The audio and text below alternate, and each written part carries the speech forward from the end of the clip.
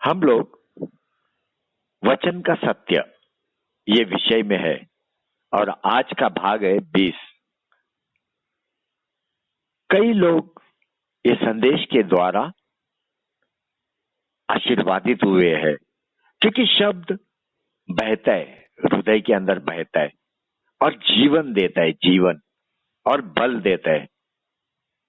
और अपने में से कई लोग बाइबल के साथ जुड़ना शुरू कर दिया। कई लोग, क्योंकि आपको समझ में आया कि क्रिस्ती जीवन क्या है। आपको समझ में आया कि ये बाइबल परमेश्वर का किताब है, परमेश्वर का किताब। और यही किताब के द्वारा, इसी में के शब्द के द्वारा परमेश्वर ने निर्मिति को बनाया। निर्मिति को अपने को समझ में आया कि परमेश्वर इन्हीं शब्दों के द्वारा अपने को छुटकारा देता है। परमेश्वर इन्हीं शब्दों के द्वारा अपना न्याय करने वाला है। सच में आज मैं आप सबको लेके बहुत खुश है, क्योंकि आप परमेश्वर का समय को महत्व दे रहा है। आप परमेश्वर का पवित्र ग्रंथ को महत्व दे रहे हो और अपने आप को मेहनत करके परमेश्वर में साबित कर रहे हो। साबित क्या करके? मेहनत करके। अपना कीमती समय प्रार्थना में लगा रहे हो, बाइबल पढ़ने में लगा रहे हो, टेलीफोन लाइन से जुड़ रहे हो, 3 दिन का उपवास प्रार्थना में जुड़ रहे हो, नाइट फास्टिंग प्रेयर में जुड़ रहे हो और दानियल इंटरनेशनल 24 आवर्स चैन प्रेयर से भी जुड़ रहे हो। कितना मेहनत, कितना मेहनत। सच में आप सब धन्य लोग हैं, धन्य लोग। एक बार मूसा को देखो, मूसा को। मिस्र देश का राजकुमार है वो, राजकुमार। क्या है मूसा? मिस्र देश का राजकुमार। किसी भी बात का घटी नहीं है उसको, सारी बातों में बहुतायत है, बहुतायत। लेकिन मूसा ने कौन सा मार्ग चुना? परमेश्वर के लोगों का सेवा करने का मार्ग चुना। मूसा ने परमेश्वर को महत्व दिया, परमेश्वर को, और अपने आप को परमेश्वर के हाथों में सौंप दिया। मूसा अपना जीवन परमेश्वर की इच्छा के लिए, परमेश्वर का योजना पूरा करने के लिए जिया। और अपने को मालूम है मूसा ने कितना मेहनत किया। पहाड़ियों पे चढ़ता था, परमेश्वर के साथ समय बिताता था, कभी भी थका नहीं। परमेश्वर के राज्य में वो कभी थका नहीं। अच्छा काम करने के लिए मूसा कभी पीछे नहीं आया। उसके समर्पित काम को देखो आप, समर्पित काम को। परमेश्वर के साथ बैठ के परमेश्वर के मुख से आने वाले सारे शब्दों को लिख के ले रहा है, लिख के ले रहा है। यीशु क्रिस्त आने से पहला बाइबल का वचन अगर कहीं शुरू हुआ वो है जंगल के अंदर। जंगल के अंदर सीनै की पहाड़ी के ऊपर मूसा परमेश्वर के साथ बैठा हुआ है। परमेश्वर उसको आज्ञा दिया, मूसा पेन ले, लिखना शुरू कर। जो कुछ भी मेरे मुख से आ रहा है सारी बातों को लिख ले। पवित्र ग्रंथ की अगर अपन देखेगा, पहले 5 किताब, उत्पत्ति, निर्गमन, लेवी, गिनती, व्यवस्था, विवरण, ये 5 किताब मूसा ने लिखा। मूसा ने। अगर कोई आपको प्रश्न करेगा कि बाइबल लिखना कहां पे शुरू हुआ, आपको उत्तर देना आना चाहिए। आपको बोलना है जंगल में सीनै की पहाड़ी पे मूसा ने मेहनत किया, परिश्रम किया। और आखिरी किताब अगर अपन देखेगा वो है प्रकटीकरण का किताब। अपोस्तल यूहन्ना समुद्र के किनारे पे बैठ के मनन कर रहा था, परमेश्वर में ध्यान लगा रहा था। अचानक वो स्वर्ग में उठा लिया गया और अपोस्तल यूहन्ना ने समुद्र का किनारे पे बैठ के प्रकटीकरण का किताब पूरा लिखा। अपोस्तल यूहन्ना भी परिश्रम किया, मेहनत किया। इसी तरह से परमेश्वर ने अपने कई पवित्र ग्रंथ पूरा लिखने के लिए उपयोग किया, कई पवित्र गण को। एक बार पाउल के तरफ देखो, नया नियम का आधा किताब पाउल ने लिखा है। नया नियम का आधा किताब, 27 किताब है नया नियम में, उसमें से लगभग 13 पाउल ने लिखा है। अरे कौन सा जीवन जिया ये लोग, कितना संघर्ष किया इन्होंने, कितना परिश्रम किया कि इन्होंने, कितना यत्न किया इन्होंने। समर्पित जीवन, परमेश्वर के लिए समर्पित जीवन। एक शब्द में अगर अपन बोलेगा, इन लोगों ने मेहनत किया, मेहनत। तिमोथी को देखो, जवान छोकरा, एक शिष्य पाउल का, और पाउल से वो सीखता था। तिमोथी ने भी कठिन परिश्रम किया अपने आप को परमेश्वर के सामने साबित करने के लिए। पाउल ने तिमोथी को बोला, अपने आप को परमेश्वर का ग्रहण योग्य बना, सत्य के वचन को ठीक रीति से काम में ला। पढ़िए 2 तिमोथी 2:15।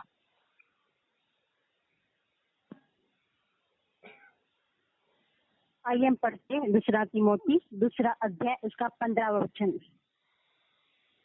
अपने आप को परमेश्वर का ग्रहण योग्य और ऐसा काम करने वाला ठहराने का प्रयत्न कर, जो लज्जित होने ना पाए और जो सत्य के वचन को ठीक रीति से काम में लाता हो। देखो, आप मुझे बताओ, अगर आप बिल्कुल परिश्रम नहीं करेगा अपने जीवन के ऊपर, क्या आप परमेश्वर के सामने अपने आप को साबित कर सकते हैं? क्या परमेश्वर आपको ग्रहण कर सकते हैं? कभी नहीं, कभी भी नहीं। धीरे धीरे तिमोथी का कठिन परिश्रम अपन सीखेगा, धीरे धीरे। पाउल ने भी परमेश्वर में कठिन परिश्रम किया, और पाउल ने अपना अनुभव को तिमोथी को सिखाया। तिमोथी को इस समय में अपने आप से एक प्रश्न कर, हर एक को प्रश्न करना है अपने आप से, क्या तू परमेश्वर में कठिन परिश्रम करते, मेहनत करते? देखो, इसका उत्तर आपसे अच्छा दूसरा कोई नहीं दे सकता है, क्योंकि सबसे अच्छा कोई अगर आपका मार्गदर्शक है, वो आप खुद है, खुद। योग्य उत्तर केवल आप दे सकते हैं। अगर सच में आप परमेश्वर में कठिन परिश्रम कर रहे हो, मेहनत कर रहे हो, तो कुछ चिन्ह आपके अंदर दिखाई देना चाहिए। चिन्ह, तिमोथी के अंदर कुछ चिन्ह दिखाई दे रहा था। तिमोथी के बोल मीठे थे, मीठे। उसका व्यवहार अद्भुत था। वो लोगों को प्रेम करने वाला था। विश्वास और शुद्धता में एक योग्य जीवन उसने जिया। अगर ये 5 बातें आपके जीवन में दिखाई देते, इसका मतलब तू परमेश्वर में कठिन परिश्रम कर रहा है, परमेश्वर के राज्य के लिए।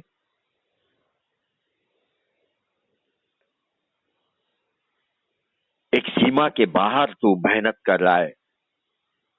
पाउल ने तिमोथी को बोला, लोगों के बीच में जा, लोगों के बीच में पवित्र ग्रंथ को पढ़, उनको सिखा, उनको वचन घोषित कर। 1 तिमोथी 4:13-14, 1 तिमोथी 4 chapter 13-14 verse। आइए हम पढ़ते हैं 1 तिमोथी 4 अध्याय उसका 13 और 14 वचन। जब तक मैं ना आऊं, तब तक पढ़ने और उपदेश देने और सिखाने में लवलीन रह। उस वरदान के प्रति जो तुझ में है और भविष्यवाणी के द्वारा प्राचीनों के हाथ रखते समय तुझे मिला था, निश्चित मत रहे। देखो, पाउल तिमोथी को क्या बोल रहा है? निश्चिंत मत रहे। निश्चिंत मतलब अपना ही मर्जी का जीवन समझो, या तो कुछ नहीं कर रहा है, या तो आराम से होने दे जो होता है वो, इसको बोलते हैं निश्चिंत। तो पाउल तिमोथी को बोलता है निश्चिंत मत रहे, आराम से मत रहे, आलसी मत बन, मेहनत कर, मेहनत, परिश्रम कर, कठिन परिश्रम कर। पाउल और तिमोथी दोनों भी मिलके बहुत परिश्रम किया, बहुत यत्न किया उन्होंने, क्योंकि उनका आशा जीवित परमेश्वर पे था। वे सभी मनुष्यों को और उनके उद्धार के लिए मेहनत किया करते थे। पाउल ने तिमोथी को बोला, पहला तिमोथी 4:12 में, कोई तेरी जवानी को तुच्छ न समझने पाए, इसके लिए वचन पढ़ और चाल चलन का खरा रहे, सभी से प्रेम कर और विश्वास में बलवान रहे, और पवित्रता में विश्वासियों के लिए आदर्श बन जा। आदर्श, ये बात आपको पहला तिमोथी 4:12 में मिलेगा।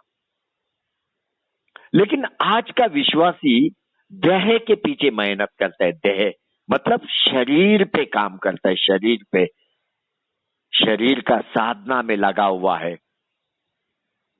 ज्यादा से ज्यादा वो शरीर को कैसा आराम देगा, इसका चिंता में रहता है। शरीर को 3 समय का भोजन योग्य टाइम पे खिलाता है, शरीर को कुछ भी कम पड़ने नहीं देता है। लेकिन विश्वासी का जीवन देखेगा तो उपवास में पीछे हो गया। ये कोरोना वायरस ने कई लोगों का उपवास को छुड़ा दिया। पहला सिस्टर्स, ब्रदर हर शनिवार को उपवास करते थे, हर शनिवार को, लेकिन ये वायरस ने कई लोगों को उपवास से दूर लेके गया।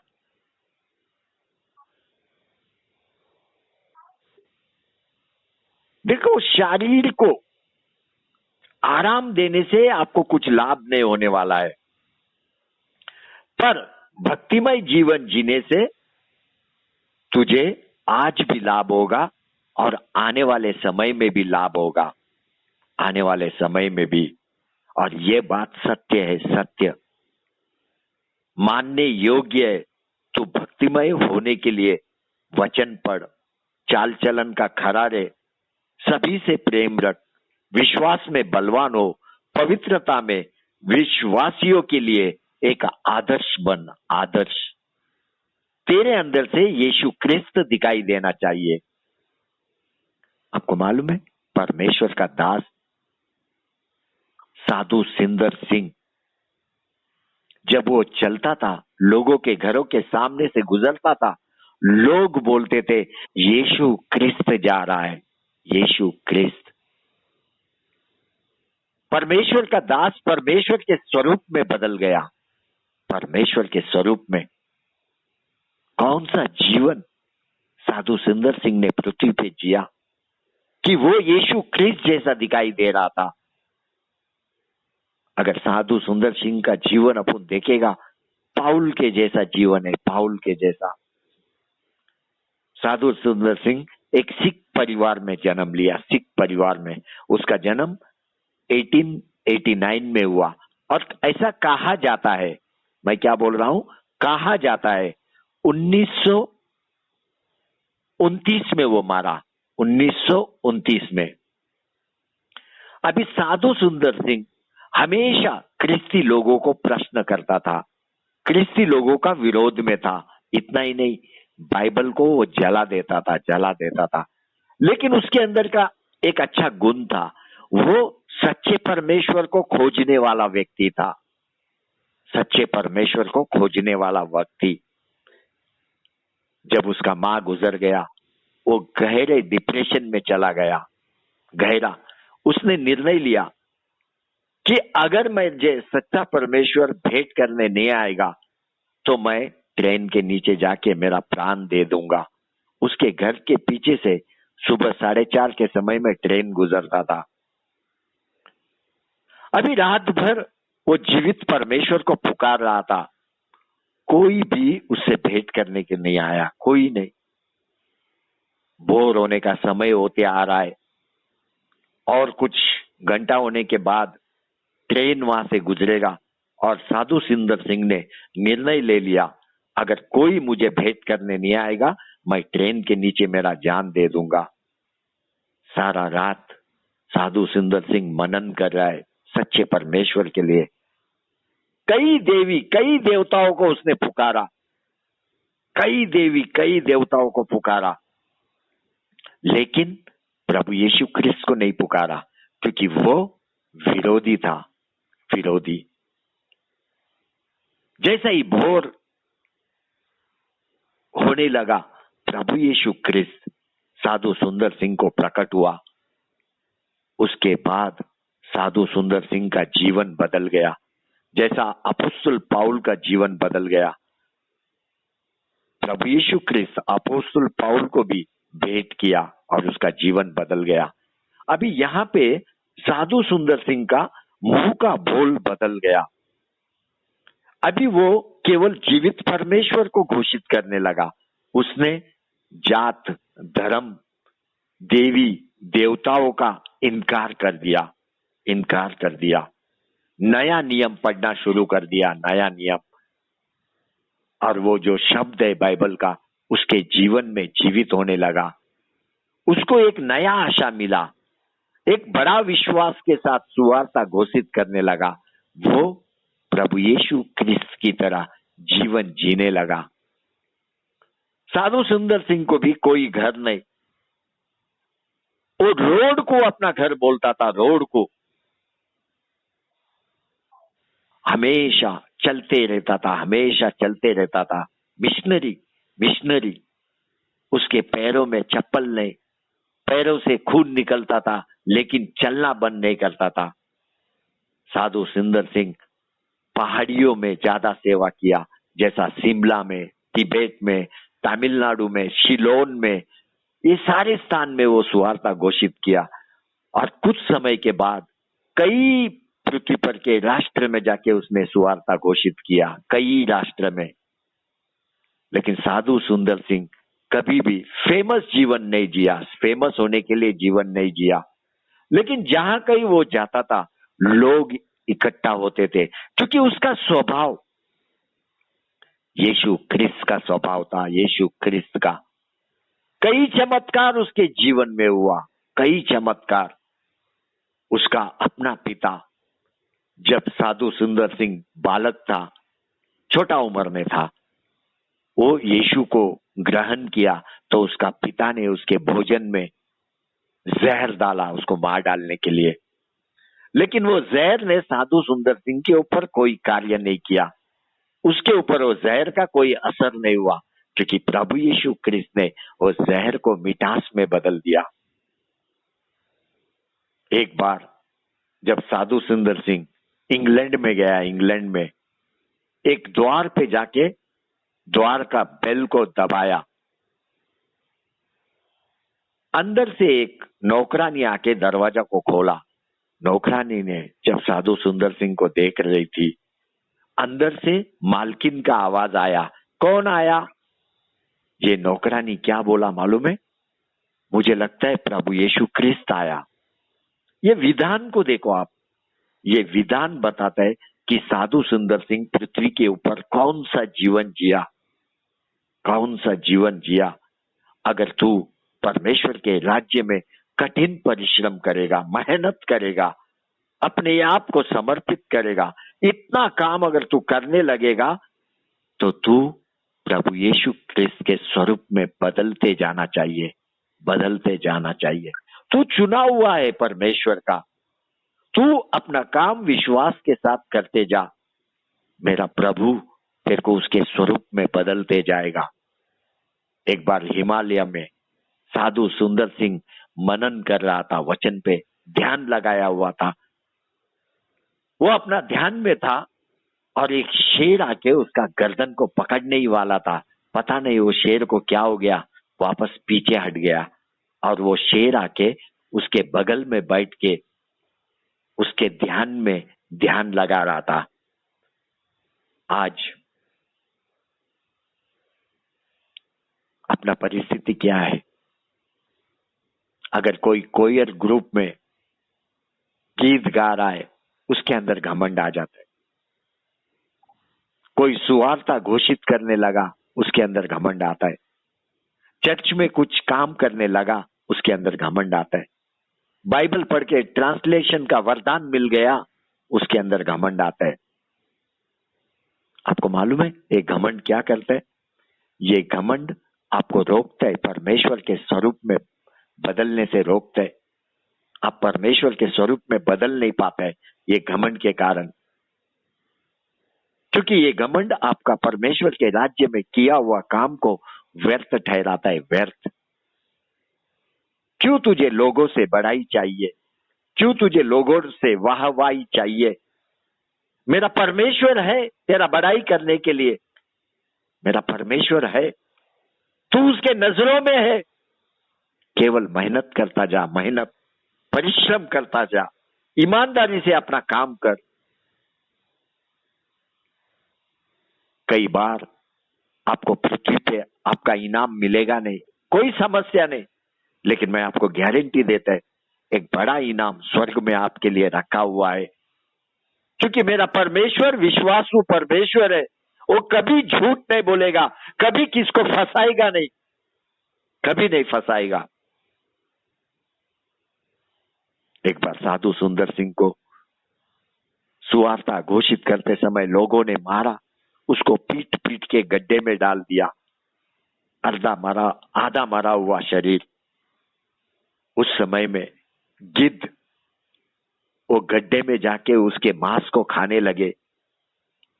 लेकिन चमत्कार हुआ, कुछ परदेसी लोग, एक्चुअली ये परदेसी लोग नहीं है, परमेश्वर के देवदूत आके उसको गड्ढे में से निकाला। उसको मरने को नहीं दिया गड्ढे के अंदर, जैसा यूसुफ को उसका भाइयों ने मार के गड्ढे में फेंक दिया। लेकिन परमेश्वर ने चमत्कार रीति वहां से कुछ मिस्त्रियों को भेजा और भाइयों का हृदय को बदल दिया। भाइयों ने क्या किया? जोसेफ को गड्ढे में से निकाल के उन मिस्त्रियों के हाथ में बेच दिया। लेकिन आज अगर तुम विश्वासी के जीवन के तरफ देखेगा, कई संकट से गुजर रहा है, कई संकट से, कई क्षेत्र में संघर्ष कर रहे हैं जीवन जीने के लिए। ऐसा लग रहा है जैसे कि पारिवारिक जीवन एक गड्ढे में गिरा हुआ है, बीमारी शरीर के ऊपर हावी हो चुका है, चमत्कार जीवन में हो नहीं रहा है, चमत्कार जीवन में हो नहीं रहा है। हर दिन का जीवन में परिस्थिति और भी भयंकर होते जा रहा है। भयंकर क्यों? किधर तो भी तू परमेश्वर का योजना में से बाहर हो गया, तू कुछ भी नहीं कर रहा है परमेश्वर के राज्य के लिए। अगर कुछ भी तू अगर कर भी रहा है परमेश्वर के राज्य के लिए तेरा घमंड तेरे काम को व्यर्थ कर रहा है, क्योंकि तू लोगों से वाहवाही ढूंढ रहा है। तुझे लोगों से बहुमत चाहिए। अगर तू लोगों से बहुमत चाहता है तो तुझे मिल चुका। तू स्वयं परमेश्वर का बहुमत को इनकार कर रहा है। उसकी उपस्थिति तुझे घेर नहीं रहा है, उसका बल तेरे पर उतर नहीं रहा है, उसका वचन तेरे अंदर कार्य नहीं कर रहा है। विश्वासी के अंदर कुछ गुण होना बहुत जरूरी है। परिश्रम, यत्न करना बहुत जरूरी है, मेहनत करना बहुत जरूरी है, क्योंकि हम जीवित परमेश्वर का सेवा कर रहे हैं। पाउल ने तिमोथी को बोला, ऐसा कोई काम मत कर जिससे तू लज्जित होने पाए। अपने आप को परमेश्वर में ग्रहण योग्य बना। तेरी जवानी को तुच्छ होने मत दे। वचन पढ़, चाल चलन का खरा रहे, प्रेम कर सभी से और विश्वास में बलवान होता जा। पवित्रता में विश्वासियों के लिए एक आदर्श बन। आदर्श। लोगों को सिखा, वचन सिखा, उनके बीच में वचन पढ़। आज कुछ पास्टर्स है जो वचन को सिखाते हैं, लेकिन उनको जो पसंद है वो वचन सिखाता है। ये बड़ा गलती कर रहा है अनजाने में। कई पास्टर अनजाने में ये बड़ा गलती कर रहा है। वचन कभी भी पवित्र आत्मा के इच्छा के अनुसार होना चाहिए। पवित्र आत्मा पृथ्वी के ऊपर इसीलिए आया ताकि आपको मार्गदर्शन करे। आज मेरे पास कई विषय, लेकिन मैं आपके सामने रख नहीं पाता है, क्योंकि पवित्र आत्मा का मान्यता बहुत जरूरी है। पवित्र आत्मा का मान्यता के बिना कोई भी सुवार्ता मैं घोषित नहीं करता मेरा मर्जी का। जिसमें मुझे रुचि है मैं नहीं कर सकता है। यही कारण है पवित्र आत्मा कई सत्य का प्रकटीकरण मुझे देता है। और कुछ पास्टर्स पुलपिट पे आने के बाद बाइबल खोल के तैयारी शुरू करता है कहां से सिखाने का। Homework 0, homework 0। होमवर्क 0 का मतलब आपको समझते हैं? पवित्र आत्मा का उसमें इच्छा नहीं है। देखो ये सब गलत नहीं है, लेकिन ये सब सामर्थ्य रीति लोगों के बीच में काम नहीं करता है। क्योंकि आप जो कुछ भी कर रहा है उसमें केवल आपका बल है, आपका इच्छा है। और आपका इच्छा, आपका बल लोगों के जीवन में शब्द को जीवित नहीं कर सकता है। तू अभिषिक्त है, लेकिन तेरे मुख का शब्द लोगों के जीवन में जीवित नहीं हो रहा है। अगर तू अपने आप को पवित्र आत्मा के हाथ में दे देगा, तेरे मुख का एक एक शब्द लोगों के जीवन में कार्य करने लगेगा, जीवित होने लगेगा।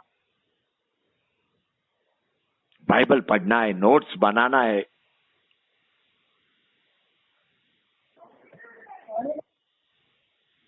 पवित्र आत्मा का इच्छा को लेना है, वही बात करना है जो पवित्र आत्मा चाहता है। देखो कभी कभी ठीक है, कभी कभी, क्योंकि पवित्र आत्मा आखिरी क्षण में आपका मैसेज को बदल देता है। आखिरी क्षण में, क्योंकि पवित्र आत्मा को योग्य रीति मालूम है किस तरह के लोग यहाँ पे आए हैं, किसको कौन सा वचन का जरूरत है। हर एक का हृदय को पवित्र आत्मा जानता है। एक बार शाऊल को देखो, इजराइल का पहला राजा, वो परमेश्वर का दास है, परमेश्वर का चुना हुआ है इजराइल के लिए राजा करके। सामुएल परमेश्वर का दास, प्रवक्ता, आके उसको अभिषेक किया, अभिषेक का तेल से उसको अभिषेक किया, और शाऊल पवित्र आत्मा से भर गया। इतना ही नहीं, शाऊल ने अन्य भाषा में बात किया, शाऊल ने भविष्यवाणी करना शुरू किया। लेकिन उसके बाद आप कभी भी नहीं देखेगा शाऊल के जीवन में परमेश्वर का आत्मा का कार्य को आप कभी भी नहीं देखेगा। केवल शुरुआत में, वो भी जिस दिन सामुएल ने उसको अभिषेक किया उसी दिन बस। अभी परमेश्वर ने दिया हुआ एक पोजीशन पे वो बैठा हुआ है, पवित्र आत्मा उसके अंदर है, लेकिन पवित्र आत्मा का कार्य उसके अंदर से दिखाई नहीं दे रहा है। क्यों? पहला पॉइंट, परमेश्वर के साथ वो समय बिताता नहीं था। दूसरा, वो परमेश्वर का आज्ञा का पालन नहीं करता था। तीसरा, उसको लोगों से वाहवाही चाहिए, लोगों से। चौथा, घमंड उसके अंदर प्रवेश कर चुका। पांचवा, जलन भी उसके अंदर प्रवेश कर चुका। और पाउल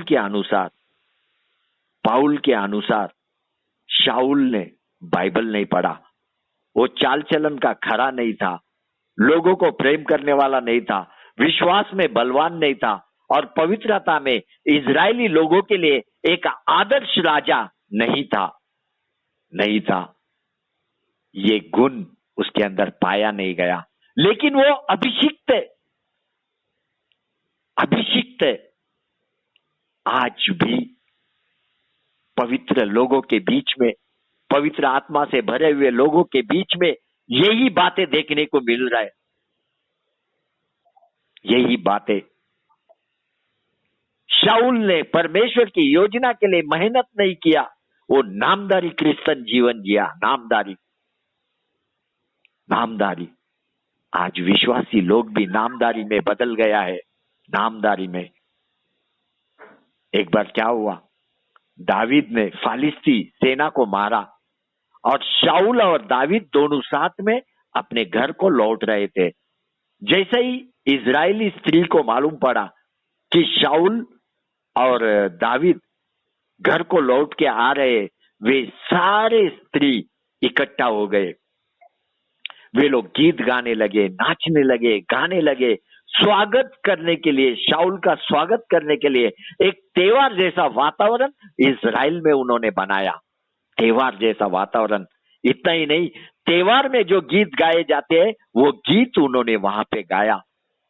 वहां पे तुरई बजाया गया, कई सारे इंस्ट्रूमेंट्स बजाए गए, उन्होंने गीत गाया। शाऊल ने 1000 को मारा, दावीद ने 10,000 को मारा।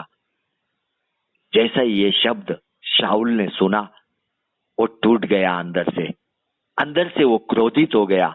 उसने व्यक्तिगत रीति ये गीत को लिया।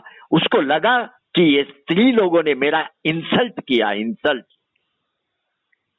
उसको लगने लगा कि दावीद को उन्होंने ऊंचाई पे उठा के पकड़ा। दावीद के विषय में उन्होंने 10,000 बोला और मेरे विषय में 1,000 बोला। अभी यहां पे अपने को देखने को मिलता है, शाऊल लोगों से बड़ाई चाहता है, लोगों से वाहवाही चाहता है। किससे? इजरायली स्त्रियों से। उन्होंने जो गीत गाया, शाऊल प्रसन्न नहीं हुआ। पढ़िए, इजरायली स्त्री ने कौन सा गीत गाया? 1 सामुएल 18 का 7।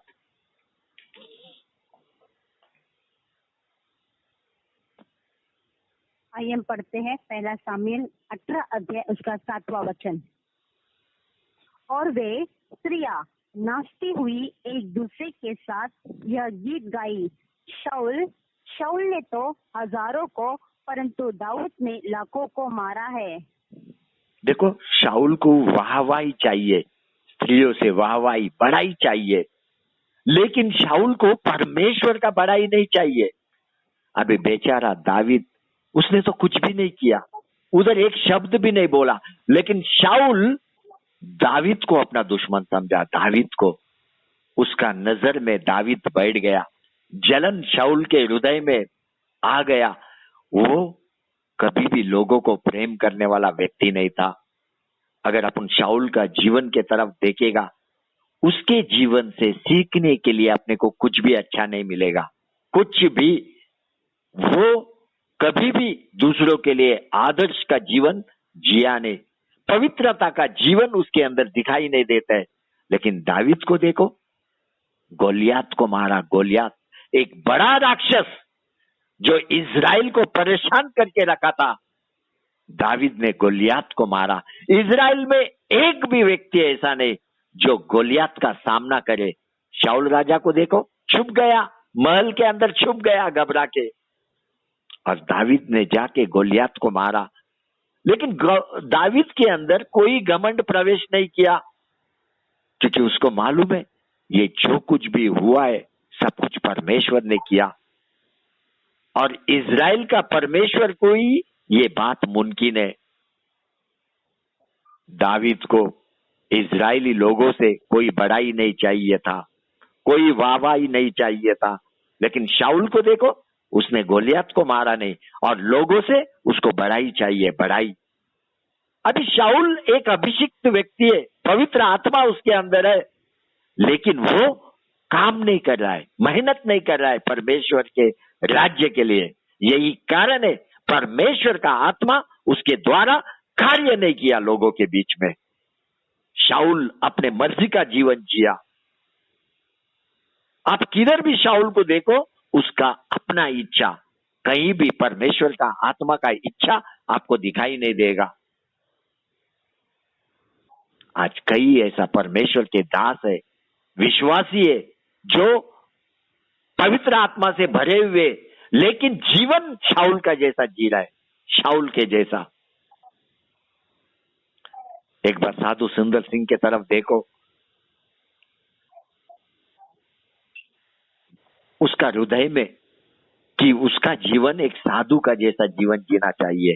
वो साधु बनना चाहता था, शुरुआत से साधु। वो चाहता था कि दुनिया को मैं भूल जाऊं और जीवित परमेश्वर के साथ जीवन जियो, जीवित परमेश्वर का शब्द लेके आगे का जीवन जियो। साधु सुंदर सिंह आरएसएस का जैसा भगवा कपड़ा पहनता था, भगवा, बीजेपी का जैसा ऑरेंज कपड़ा पहनता था, लेकिन उसका हृदय सोने का जैसा, सोने का जैसा। प्रभु यीशु क्रिस्त में उसका हृदय, उसके अंदर प्रभु यीशु क्रिस्त अपना निवास स्थान को बनाया, निवास स्थान को। साधु सुंदर सिंह का हृदय परमेश्वर का मंदिर था, मंदिर। जहां कहीं वो जाता था उस स्थान को एदेन का वाटिका का वातावरण में बदल देता था, एदेन का वाटिका का वातावरण में बदल देता था। वो ज्यादा करके हिमालय में, तिब्बत के तरफ, शिमला की तरफ जाता था। उसका आखिरी विजिट, आखिरी बार उसने तिब्बत को भेंट किया, आखिरी बार। उसके बाद साधु सुंदर सिंह कभी दिखाई नहीं दिया, तिब्बत से वो कभी वापस नहीं आया। 3 साल तक भारत देश का गवर्नमेंट उसका इंतजार में था कि वो वापस आएगा, लेकिन वापस नहीं आया, उसका कोई समाचार नहीं मिला। 3 साल के बाद इंडिया गवर्नमेंट ने डिक्लेयर किया कि साधु सुंदर सिंह मर चुका। अभी अपने को मालूम नहीं वो स्वर्ग में उठा लिया गया या अभी भी हिमालय में जीवित है, ये अपने को मालूम नहीं है।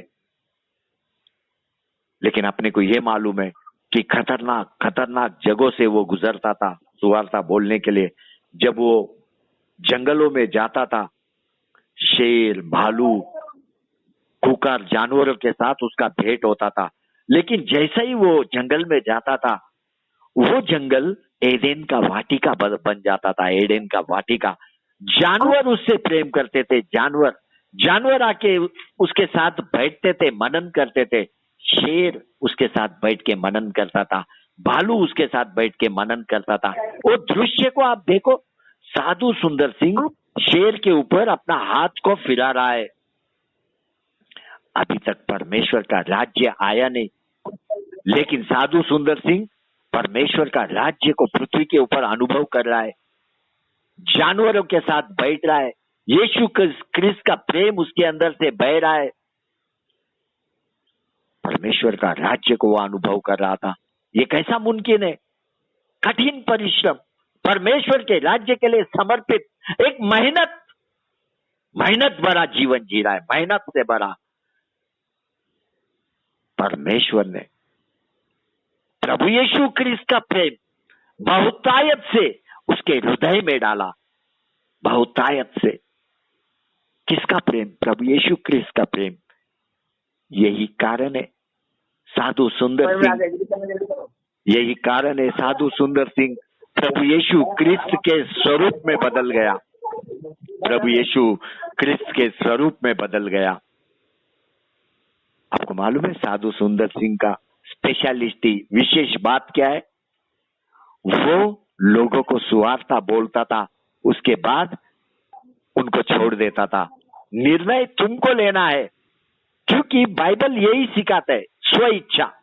हम लोग पीछे पड़ते हैं, बपतिस्मा लेने तक पीछे पड़ते हैं।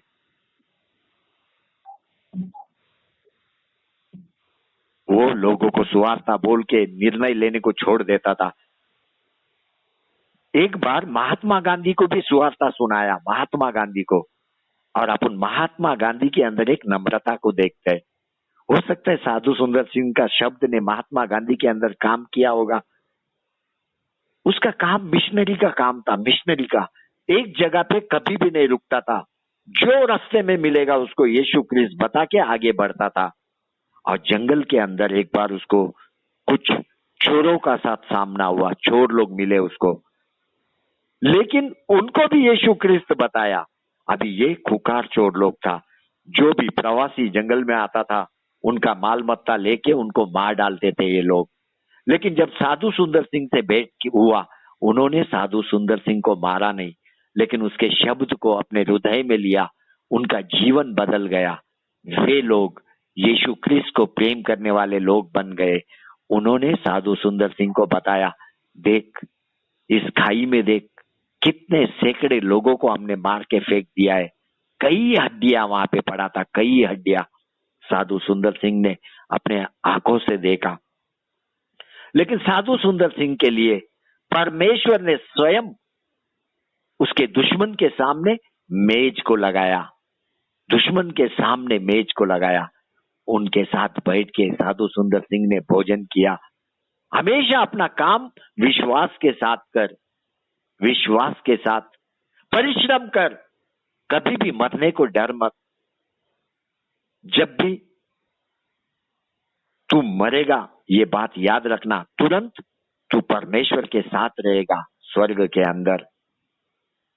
साधु सुंदर सिंह का अगर प्रार्थना आज आप सुनेगा ना, आप अचंबा हो जाएगा, अचंबा। ये प्रार्थना आपको सीखना है।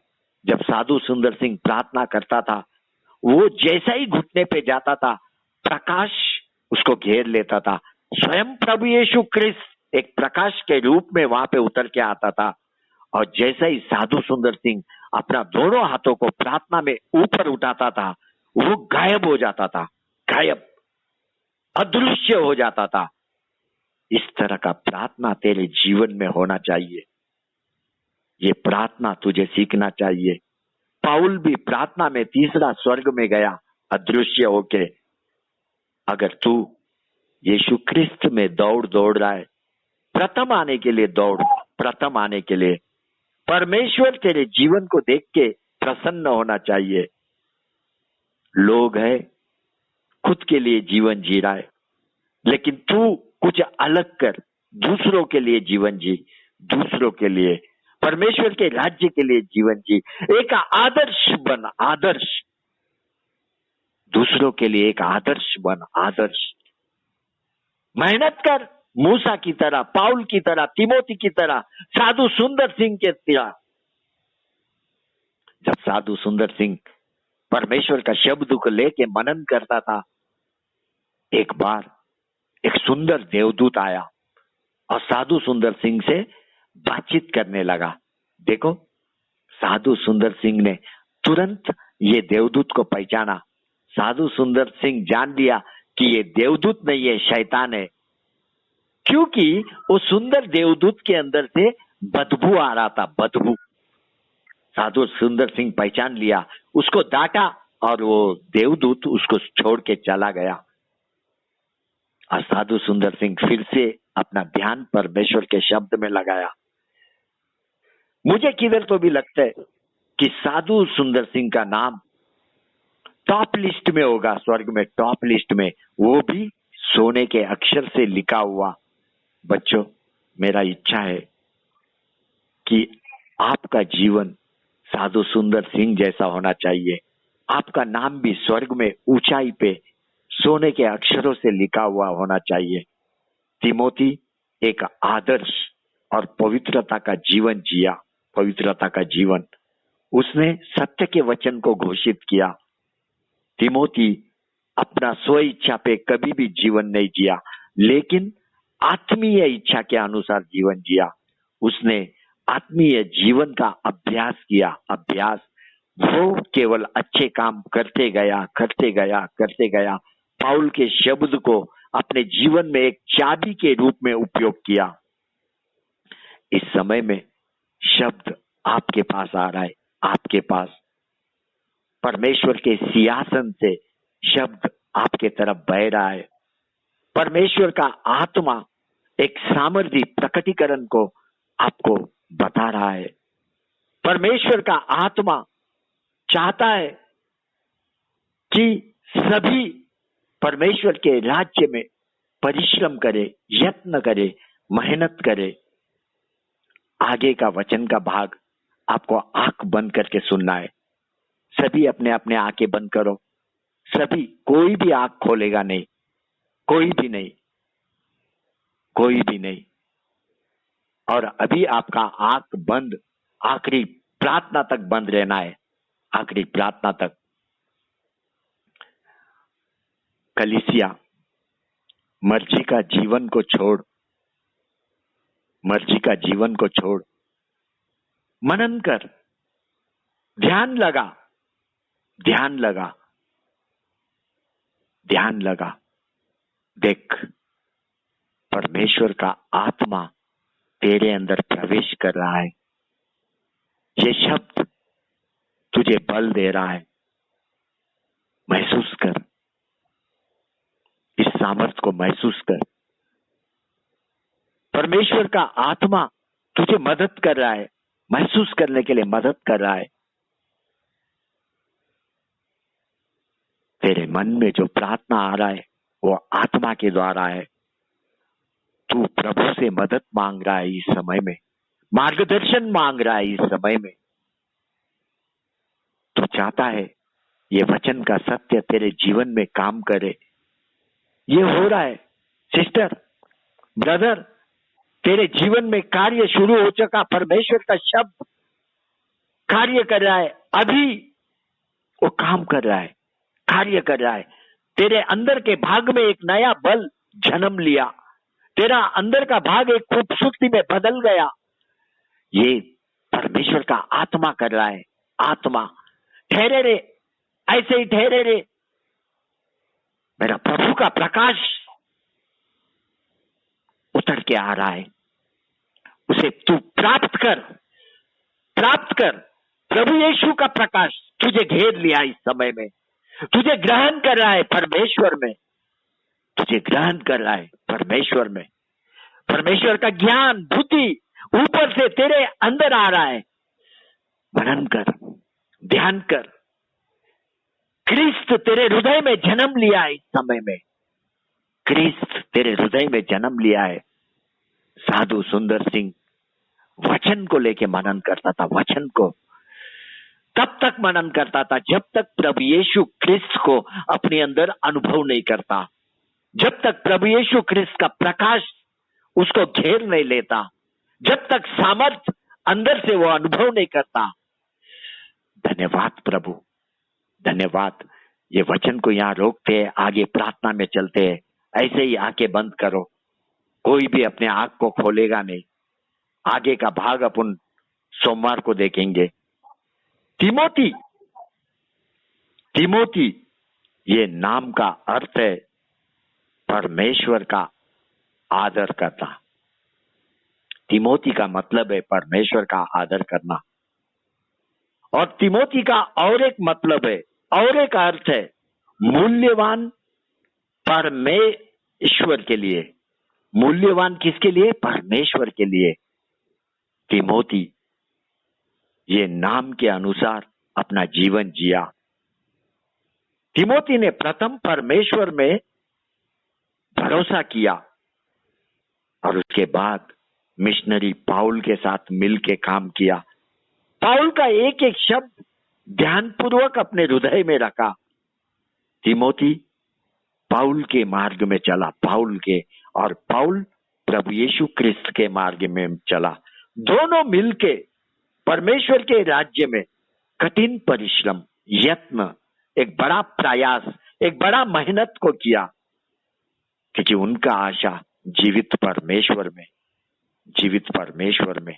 उन्होंने दूसरों के लिए जीवन जिया, उद्धार लाने के लिए जीवन जिया, वचन बोलने के लिए जीवन जिया, चाल चलन में खरा जीवन जिया, लोगों को प्रेम किया, प्रेम किया।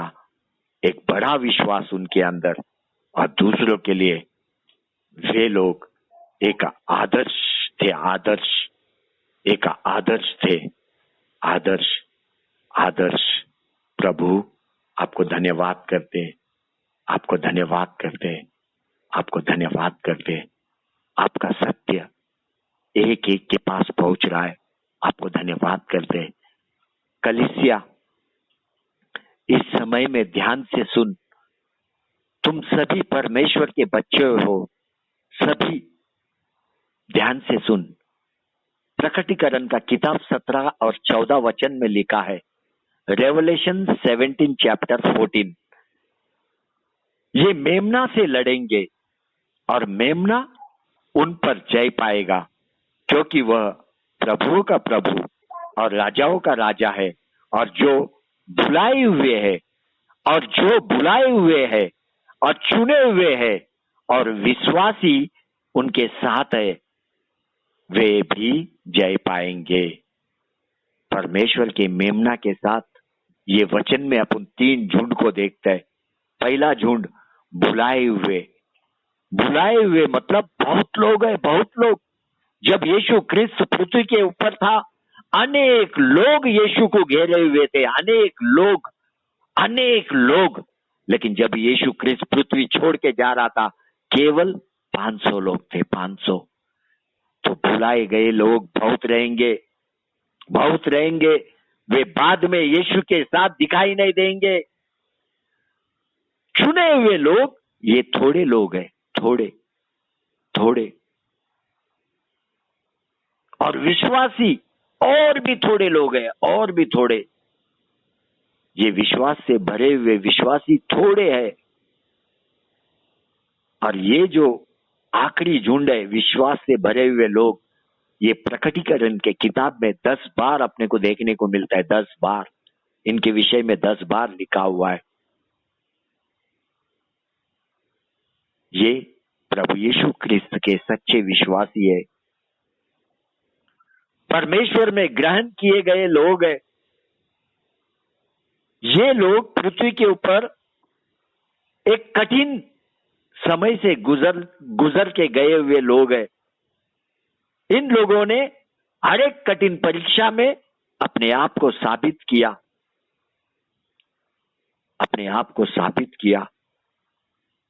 समर्पित थे, पृथ्वी के ऊपर समर्पित। इसीलिए प्रभु में स्वीकार किए गए। परमेश्वर ने स्वयं इन्हें मान्यता दिया। चर्च, कलीसिया, सावधान हो जा, सावधान, जांच, तू कौन से झुंड में है। 3 झुंड है, एक बुलाया हुआ, दूसरा चुना हुआ, और तीसरा विश्वास से भरा हुआ। बुलाए गए झुंड में का लोग यीशु क्रिस्त से दूर जाने वाले लोग हैं। वे प्रभु यीशु को छोड़ के जाने वाले लोग हैं। फिर प्रभु में वो वापस चलने वाले लोग नहीं है। और चुने हुए लोग ये थोड़े हैं। जब पृथ्वी पे प्रभु यीशु क्रिस्त था, 70 लोगों को अन्य जाति में सुवार्ता घोषित करने के लिए भेजा। ये चुने हुए लोग हैं। और जो विश्वास से भरे हुए लोग हैं, वे प्रभु के 12 शिष्य है। स्वयं प्रभु यीशु क्रिस्त पहाड़ी के ऊपर इनके लिए प्रार्थना किया और इनको चुना। सावधान, बुलाए गए कई लोग हैं। मेहनत कर, तब तुझे परमेश्वर ग्रहण करेगा। बाइबल पढ़, चाल चलन का खरा बन, सभी से प्रेम करने वाला बन, विश्वास में बलवान हो और पवित्रता में दूसरों के लिए आदर्श बन। उन 12 शिष्यों में से भी प्रभु यीशु क्रिस्त ने अपने लिए विशेष करके 3 लोगों को चुना, पतरस, याकूब, यूहन्ना को। केवल इन 3 लोगों के सामने प्रभु यीशु क्रिस्त ने पहाड़ी के ऊपर अपने आप को रूपांतर किया, अपना प्रकाश इन 3 लोगों को बताया। और ये 3 लोगों ने प्रभु यीशु क्रिस्त का प्रकाश को देखा। इसका मतलब ये 3 लोगों को परमेश्वर ने सर्टिफिकेट दिया, मान्यता दिया, अप्रूवल किया, ग्रहण किया। जो कोई परमेश्वर का प्रकाश देखेगा, वो परमेश्वर में मान्यता प्राप्त किया हुआ है, मान्यता प्राप्त। मैं इस समय में परमेश्वर को धन्यवाद करता हूं कि परमेश्वर ने आपको उसके राज्य में काम करने के लिए चुना। सच में मैं धन्यवाद करता हूं परमेश्वर को। अब तेरा काम है, कठिन परिश्रम कर, मेहनत कर, अपने आप को परमेश्वर में साबित कर। जो कुछ भी काम परमेश्वर ने तुझे दिया उसे कर, क्योंकि प्रभु यीशु क्रिस्त जल्दी आ रहा है। अगर तू उसका काम को पूरा नहीं करेगा, प्रभु यीशु क्रिस्त के सामने तू लज्जित होगा,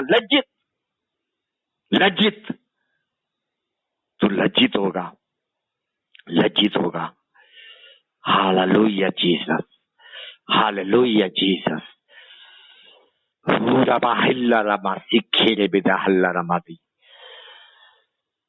लालच का देवता पृथ्वी पे काम कर रहा है। एक लालच का देवता, लालच नाम का दुष्ट पृथ्वी पे काम कर रहा है। अनेक लोगों को भरमा रहा है, भटका रहा है। अनेक लोगों के हृदय में उसने लालच डाल दिया है। लालच, उसने परमेश्वर के लोगों को चोर बना के रख दिया। चोर, चोर का जीवन जी रहा है एक विश्वासी। वो अपने ही घर में चोर बन चुका। चोर चोर से चोरी कर रहा है। भयंकर कठिन दिन में हम लोग आए हुए हैं। अंत के समय में प्रभु यीशु क्रिस्त आने के समय में कई चोर जीवन जी रहे हैं। कई चोर, कई चोर, कई चोर। Hallelujah Jesus, hallelujah Jesus. बच के रे बच्चे, कलीसिया बच के रे, बच के रे। लालच का आत्मा पृथ्वी पे काम कर रहा है। बच के रे। मेरा परमेश्वर का शब्द में बन के रे। मेहनत कर, उसके राज्य के लिए मेहनत कर। तू ग्रहण होगा प्रभु में, ग्रहण होगा। हल्ला रमा सीखे विद्या हल्ला रमाती। प्रभु जी आपको धन्यवाद करते हैं। इस समय में हमारे आत्मीय माता पिता को आपके हाथ में सौंपते हैं। आपको धन्यवाद करते हैं, इनके मार्गदर्शन में हम सभी को रखा। आपको धन्यवाद करते हैं, इनके मार्ग में हम सब चल रहे और हमारे आत्मीय माता पिता प्रभु यीशु क्रिस्त के मार्ग में चल रहे हैं। आपको धन्यवाद करते हैं। इस समय में प्रभु जी हमारे सारे बच्चों को आपके हाथ के सामने लाते हैं। सारे बच्चों को, इनका भविष्य को सुरक्षित कर प्रभु जी। हमारे बच्चों का भविष्य को सुरक्षित कर। हमारे बच्चे जो आज पृथ्वी के ऊपर एडमिशन पाने के लिए संघर्ष कर रहे, आप द्वार को खोल प्रभु जी। एडमिशन का द्वार को खोल। आपके बच्चे संघर्ष करने के लिए नहीं प्रभु जी, आप में आनंद करने के लिए है। आनंद करने के लिए हर एक के इच्छा अनुसार कॉलेज में एडमिशन आप दे। अद्भुत रीति कार्य कर, बच्चों के जीवन में अद्भुत रीति कार्य कर। इनके भविष्य को भी सुरक्षित कर, सुरक्षित कर, सुरक्षित कर प्रभु। जितने भी लोग इस समय में टेलीफोन लाइन से जुड़े हुए, सभी को आपका आत्मा ने स्पर्श किया। आपको धन्यवाद करते, धन्यवाद करते, धन्यवाद करते। सभी को आपके आत्मा ने स्वस्थता दिया। आपको धन्यवाद करते, धन्यवाद करते। सभी को प्रभु में एक नया आशा को दिया। आपको धन्यवाद करते, धन्यवाद करते, धन्यवाद करते। प्रभु जी कल का दिन पृथ्वी पर से अद्भुत रीति स्तुति भेंट आप तक पहुंचे। सारा पृथ्वी के लोग मिलके आपको और भी ऊंचा से ऊंचाई पे उठाए। भरपूर स्तुति पृथ्वी पर से कल आपके लिए जाने दे प्रभु जी। भरपूर स्तुति, भरपूर। आप आनंदित होना चाहिए, भरपूर आनंदित होना चाहिए प्रभु यीशु। आपका हृदय को हम हर्षित देखना चाहिए, हर्षित देखना चाहते हैं और खुशी से भरा हुआ देखना चाहते हैं। आप भरपूर आनंदित हो, भरपूर आशीर्वादित हो, भरपूर आशीर्वादित हो। राज्य, पराक्रम, महिमा सदा आपका हमारे बीच में रहने दे। यीशु के नाम से प्रार्थना मांगते हैं। आमीन, आमीन, आमीन।